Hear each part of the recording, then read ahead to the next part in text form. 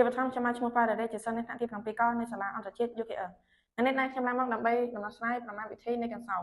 នៅក្នុងកំសាន្តនេះយើងមានប្រមាណវិធីគុណបូកនិងដកដើម្បីដំណោះស្រាយប្រមាណវិធីនៃកន្សោមយើងត្រូវតែធ្វើប្រមាណវិធីគុណឬចែកជាមុនសិនប៉ុន្តែនៅក្នុងកន្សោមនេះមិនមានប្រមាណវិធីចែកទេដូច្នេះហើយយើងធ្វើប្រមាណវិធីគុណជាមុនសិនឥឡូវនេះខ្ញុំសូមយកលំហាត់កមកដោះស្រាយ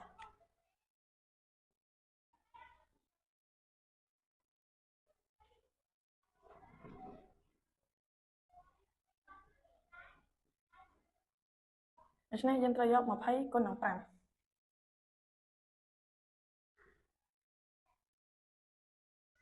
យើងឃើញថា20គុណនឹង5ស្មើនឹង100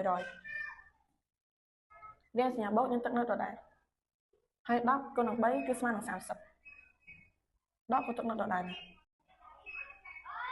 យើងឃើញថា7គុណនឹង6គឺស្មើនឹង42នៅក្នុងកន្សោមនេះគឺមានតែសញ្ញាបូកនិងដកទេដូច្នេះយើងយក100បូកនឹង30ដកនឹង42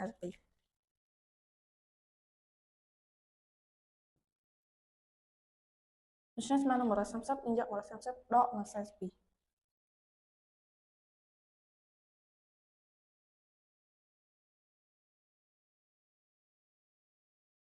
ដូច្នេះចម្លើយគឺស្មើនឹង88ជំរាបសួរខ្ញុំបាទឈ្មោះកៅប៊ុនសីហាខ្ញុំបាទឡើងមកដោះស្រាយលំហាត់ខ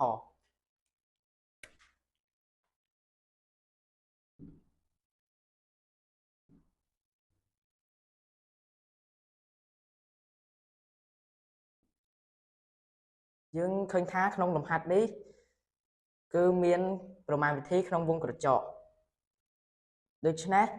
យើងត្រូវតែធ្វើប្រមាណវិធីក្នុងវងក្រចកជាមុនសិន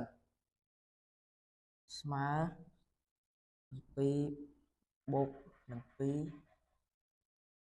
ដក3គុណ6គឺស្មើ18បាត់វងក្រចកស្មើបើកវងក្រចក7បូកនឹង2គឺស្មើ9ដក18បិទវងក្រចកស្មើបើកវងក្រចក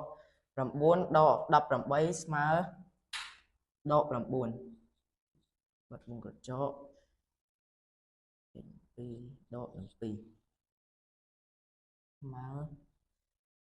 យើងសង្កេតឃើញថានៅកន្លែងនេះគឺមានប្រមាណវិធីចែកនិងប្រមាណវិធីដកដូច្នេះហើយយើងត្រូវតែធ្វើប្រមាណវិធីចែកជាមុនសិនដក9ចែកនឹង2 4ស្មើ1ស្មើ5 4ដក4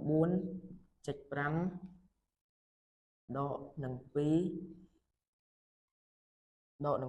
ស្មើដក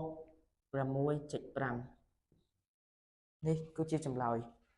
ជំរាបសួរខ្ញុំបាទឈ្មោះសុភ័ក្រវឌ្ឍនៈជាសិស្សទីនៅថ្នាក់ទី7កនៃសាលាអន្តរជាតិ UKL ហើយនេះដែរខ្ញុំឡើងមកធ្វើលំហាត់គោល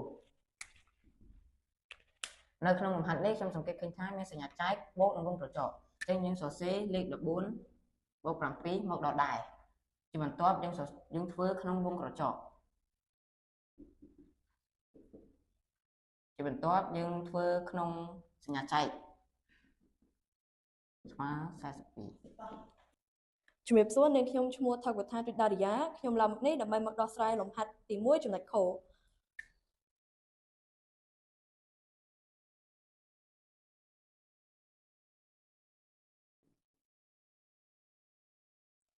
យើងឃើញថានៅក្នុងកន្សោមនេះគឺមានវងក្រចកអញ្ចឹងយើងត្រូវកណនានៅក្នុងវងក្រចកជាមុនសិននៅក្នុងវងក្រចកនេះគឺមានសញ្ញាប្រមាណវិធីបូកចែកនិងដកយើងដឹងហើយថាយើងត្រូវកណនាចែកប្រមាណវិធីចែកជាមុនសិនវងក្រចកមក6 4ចែកនឹង2 2ដក4បន្ទាប់មកយើងត្រូវកណនានៅក្នុងវងក្រចក